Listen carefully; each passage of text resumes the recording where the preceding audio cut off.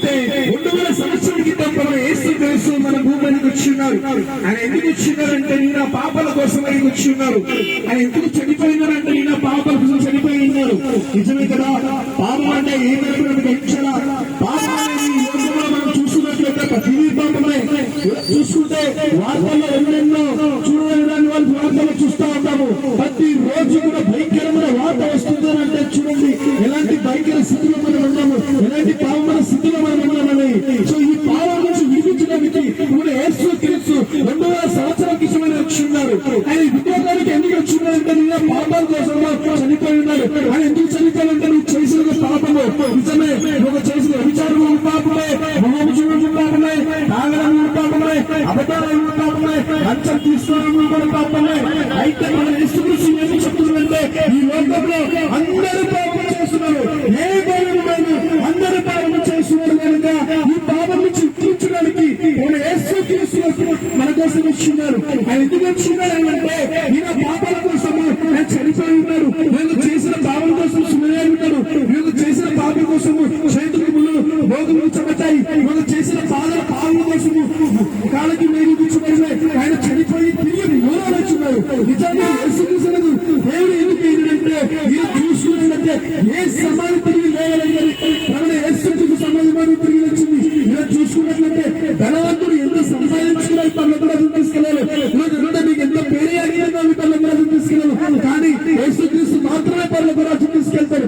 అందుకనే యేసుక్రీస్తు బైబిల్ ఏం సెలవిస్తుంది చేయాలంటే ఈ పాపం వల్ల మన పనుల కూడా చేయాలని దేవుడు ఏమంటుందంటే ఈ పాపాలన్నీ కడిగి వేసుకోండి. ఈ పాపాలు ఎట్లా కడిగి వేసుకోవాలంటే మొదట యేసుక్రీస్తుని అంగీకరించాలి.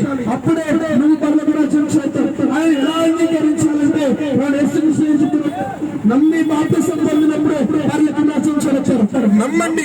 ఎలా నమ్మాలంటే ఒక మార్గము ఆయన యేసుక్రీస్తు తప్ప మార్గం. ఆయన తప్ప ఎవరు లేరు. ఆయన నిజమైన దేవుడని ఈ లోకం చెప్తుంది, బైబిల్ చెప్తుంది. బైబిల్ పదవి చెప్తుంటే నేనే నిజమైన దేవుడు, నా తప్ప ఎవరు లేరు.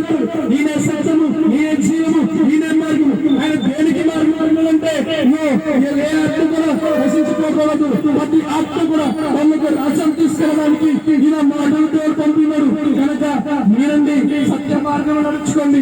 8 వెళ్ళిపోతే నరకంలోకి వెళ్ళిపోతారు. నరకం ఏంటంటే అగ్ని చావరు, గురుగు చావరు. అందుకని ప్రణయశిస్తూ కూడా ఏ ఆత్మ కూడా నశించుకోవద్దు. ప్రతి ఆత్మ సమయం లేదు మిత్రమా. ఇది మంచి అవకాశము. నేను సౌకర్యం చేసుకో. యేసుక్రీస్తు త్వరగా రాబోతున్నాడు. అలా రాత్రి బహు సమీపమైంది. చూసినట్లయితే ఎంతో మంది చనిపోతున్నారు. మరణం మనిషి గ్యారంటీ లేదు. ఈరోజు తెలుగు వల్ల ఈ సమయాన్ని మంచి సౌకర్యం చేసుకుని ఆయన త్వరగా రాబోతున్నాడు. నమ్ముతే సత్య మార్గం తెలుసుకుంటాను.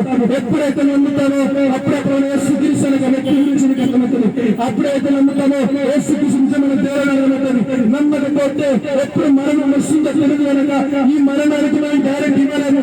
ఎందుకంటే మనిషి మరణము ఏ క్షణము ఒక నీటి గుడిగా లాంటిది. ఏ క్షణం మనం ఎలా వెళ్తామంటాడు.